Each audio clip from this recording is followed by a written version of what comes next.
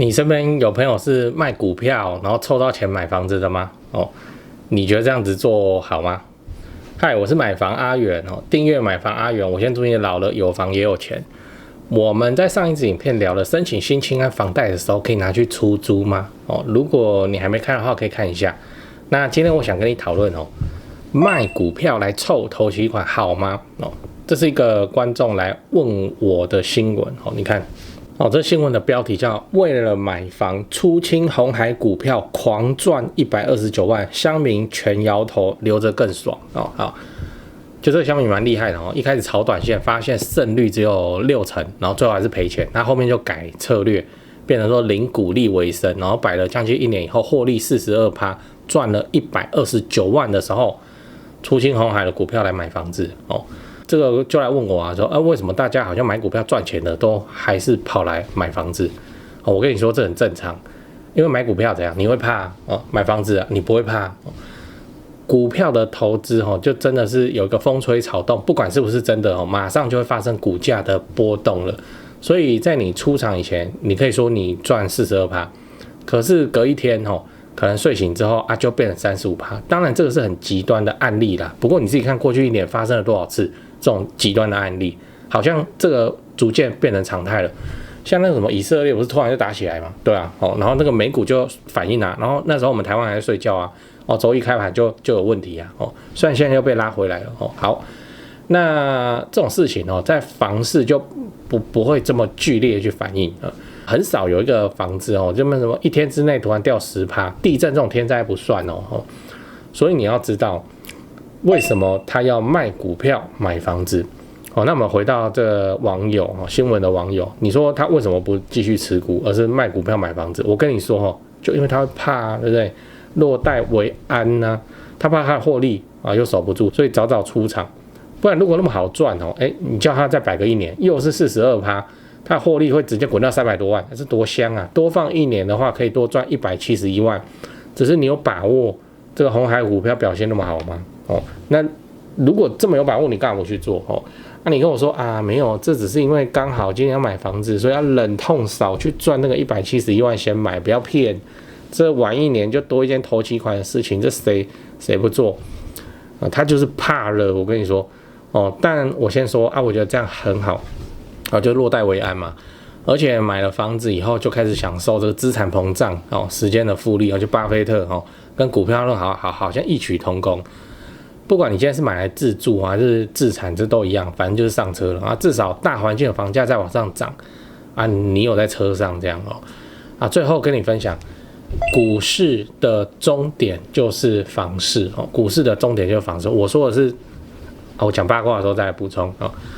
你去观察很多人买股票买到最后还是就出清以后就来买房地产不管他在股票市场里面有没有赚到多少钱因为看股票真的是累。我现在讲的不是那种看看新闻然后听听哪只好然后就买股票，然后平常还是正常上下班的乡民而是真的有在所谓操盘的人我就认识一个他是买美股的那他是怎么做每天每天晚上9点半开始看美股的盘，然后就看到凌晨4点，看完之后先看有什么国际新闻大事情，然后才去睡觉，就整个人生就跟世界脱节那人家买股票他还算是有赚到钱但你买房子就不用了你不是就假日下班然后就跟房仲约看房子，然后去看预售屋然后吹冷气那买了之后就摆着收租不想租了就把房子卖掉中间真的也没什么事情那如果你想要继续买股票也可以你缴了一段时间之后就看贷款的东西怎么弄嘛，然后你把钱拿出来去买股票政府是鼓励这种行为的政府是很堵啦，你什么房子又压钱又去买房子这样但是你压钱出去，你说要买股票，这 OK 一路畅通讲完了，我们整理一下今天我们聊了卖股票来凑头期款好吗我先跟你分享了一个新闻案例就一个网友透过炒短线失败，然后后来改成长期那1年之内就获利42%，最终选择还是把股票卖掉来支付这个房子的头期款。而我认为他会这样做的原因就是落袋为安那如果他这么神勇的话，应该要再多放对不对？而且这么厉害的话，怎么会放鸿海1年42%，多的是标股比这厉害，对不对？哦，那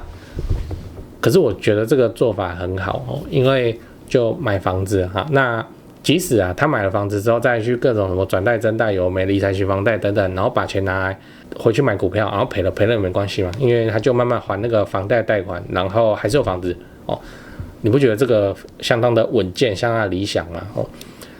最后我想问你哦，你有听说过卖股票去买房子的案例吗？蛮多的哦，应该是蛮多的，因为我上次就有提到说什么买房买股票底下一堆留言都说什么他的头期款就是股票来的，我靠，真的假的？大家那么厉害那欢迎底下留言跟大家分享。如果你想要知道我对于投资房地产的其他看法，记得关注加按赞或者是加入会员的频道，以后我会分享更多给你。讲八卦，我这整个上面讲的是身家在1亿以下的人的状况就我这种的那身家在10亿以上的有钱人的族群股票的占比会远远高过房子股票的占比会远远高过房子，真的是这样不是说他们都不买房子，他们都all in股票，不是这样，而是他们房子买满了，房子也是买到不知道几亿了，然后土地也差不多了。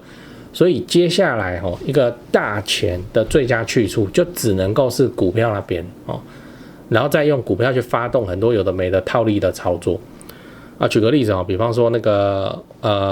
这个无缘的总统候选人郭台铭郭先生，身家不是超过1000亿台币？那你觉得我这边打个比方像你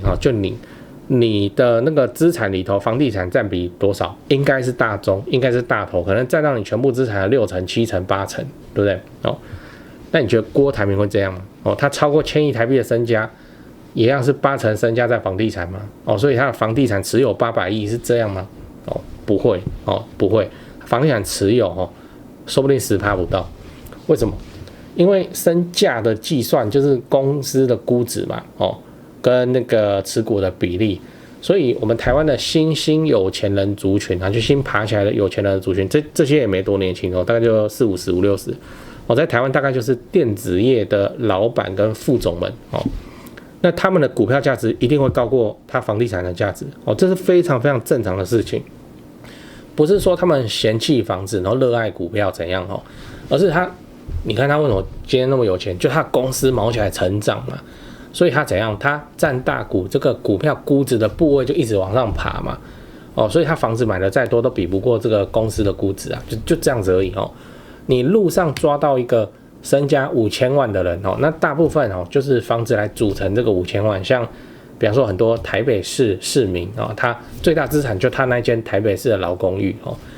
你抓到身家1亿的人应该也差不多。但是如果你被你抓到身家10亿的人，那房地产的占比应该就这10亿里面不超过3成不超过3成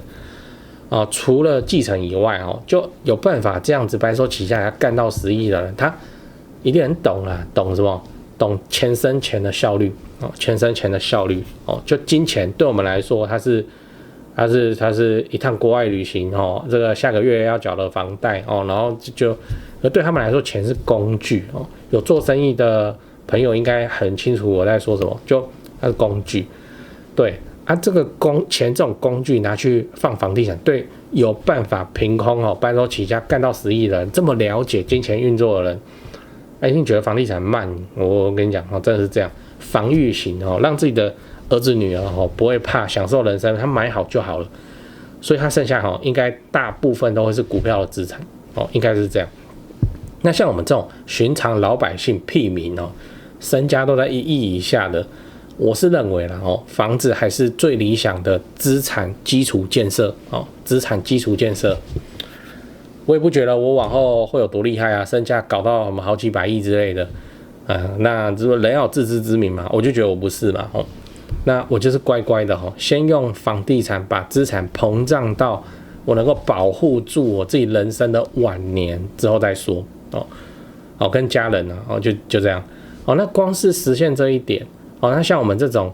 身上没什么钱的人来说，这个花费可能就要超过20年了你说人生有几个20年可以等？对虽然很慢，可是怎样很稳健啊。我们这种出生的时候，我们嘴巴里面就没有咬着金汤匙嘛，就没有嘛，就只能走这种稳健路径，胜算才大。为什么？因为我们输不起啊，对啊。所以就是慢慢来然后追求一个稳健，而不是都那边极限操作跟你分享台湾人有多爱买房子，我想不需要我来说明了最后我分享一下我的一些心得给你了，因为太多人私讯问了，那干脆拍成影片。先说结论买房置产是为了老了有房也有钱，不是为了短期炒作现在短期炒作赚不到什么钱你不要搞错了。那置产就是来配合政府的社会住宅政策，你就做个好房东，一直出租合法报税。我的心得第一个，不要爱上你要用来置产的房子，你是要自产不是要买来当传家宝的只要整洁干净好出租，整理到出租给人家问心无愧，这样就可以了。重点是好出租不是你喜欢好出租的房子比自己喜欢要重要太多了。第二点，不要用自住的眼光来挑选你要出租的房子就你是要出租你不是要自己住所以什么高楼层啊有景观啊，其实这种条件是很好，但它没办法让你的租金多收1万块2万块租金租的是行情跟你房子的总价没什么关系那3房平车就是3房平车的租金行情，2房没车位就是2房没车位的租金行情，所以你打定主意你是要自产，那你更好的选择是你看中一个社区，那个社区里面的什么低楼层啊、面中庭啊这种房子，因为同个社区高楼层同样的房型你跟它租金差不到3000块，可是你买的总价可以便宜个100万以上那投报自然会高人家很多嘛，自产就是选这个才比较合理。等一下，你是不是想要反驳我？好，那你就去挑挑高楼层有景观，那总价比人家买超过贵100万，然后跟低楼层面中庭的包租公收其实差不多的租金都可以你爽就好。第三点，非常具有潜力的房子往往都很反直觉可是那个才是好东西。也就是说，好的自产物件就中古电梯大楼那个室内又脏又乱，漏水壁癌直接起来。其实这种我们最喜欢了，反正总归都是要花钱整理的嘛不如屋主你就不要整理，你就卖我便宜，让我们自己整理就好了真的我们认为的好东西其实带你去看你都不敢买我们看到广告里面写什么全新整理，这个就兴趣就少了80%，这个要讲不完啊。总之就是说，自产物件它其实都是反直觉的，它的卖相都不好就是因为它卖相不好，因为它烂，所以它总价才低，它总价低，投报才高那新手很容易不小心去买到那种贵松松的漂亮房子，那变成说它有涨没错啦，可是它涨的空间也不大那老鸟大概都买好地段没整理的烂房子，什么屋龄20几年然后漏水又壁癌就 OK 啊这个没办法训练这是心魔你只能够自己真枪实弹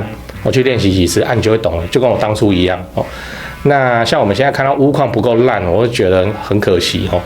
你要自产，你就是要总价低嘛。同一个社区里面总价低的房子往往都是那没整理条件不好什么低楼层、面中庭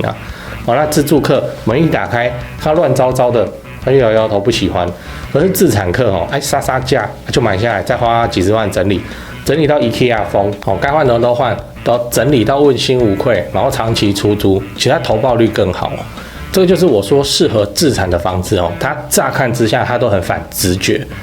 以上我的赖最常被问就这3点所以就第一个，不要爱上你是要用来自产的房子；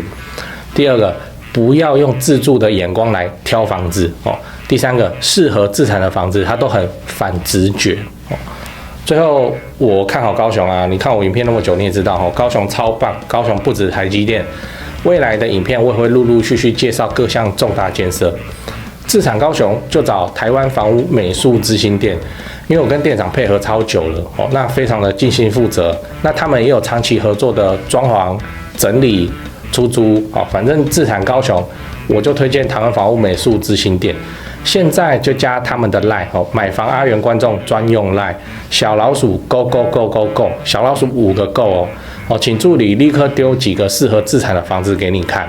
记得炒房不好，不要炒房，长期自产出租，配合政府的社会住宅政策，做个好房东。订阅买房阿元，自产高雄。我先祝你老了有房也有钱。